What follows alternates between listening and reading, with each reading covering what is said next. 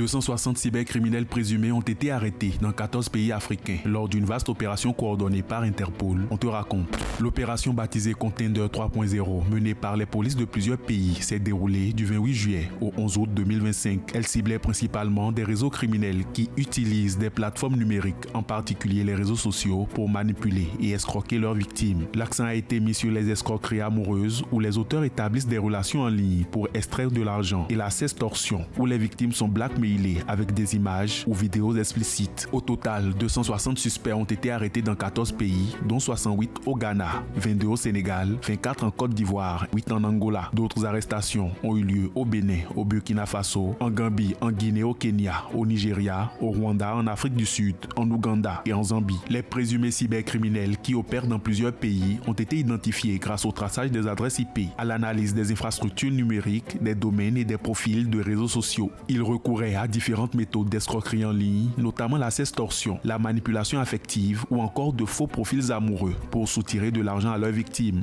La croissance des plateformes en ligne a ouvert de nouvelles opportunités pour les réseaux criminels d'exploiter les victimes, causant à la fois des pertes financières et des dommages psychologiques, a déclaré Cyril Goutte, directeur exécutif par intérim des services de police à Interpol. Les enquêteurs ont identifié 1463 victimes liées aux escroqueries, estimant leurs pertes à près de 2,8 millions de dollars américains. Interpol affirme que 1235 appareils électroniques ont été saisis et 81 infrastructures de cybercriminalité ont été fermées au cours de l'opération. Ces derniers mois, Interpol a mené plusieurs opérations d'envergure en Afrique. En juin, l'organisation a publié un rapport sur les cybermenaces en Afrique, indiquant qu'en 2025, dans 2/3 des pays africains membres, les infractions liées à la cybercriminalité représentent désormais une part importante de l'ensemble des crimes.